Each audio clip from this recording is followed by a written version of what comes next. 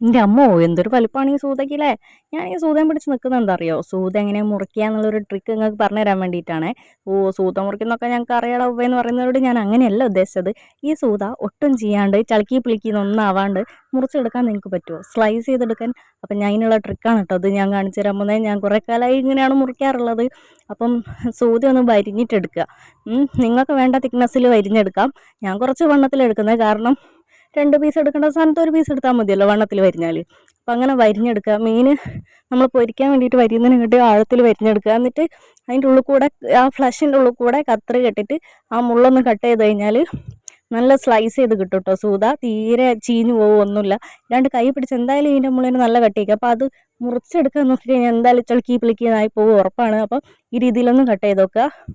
അപ്പോൾ എൻ്റെ ട്രിക്കൊക്കെ ഇഷ്ടപ്പെട്ടാൽ ഒന്ന് വീഡിയോ ലൈക്ക് ചെയ്യുക, പിന്നെ ചാനലൊന്ന് സബ്സ്ക്രൈബും കൂടെ ചെയ്യാം കേട്ടോ. അപ്പം ശരി, ടാറ്റാ.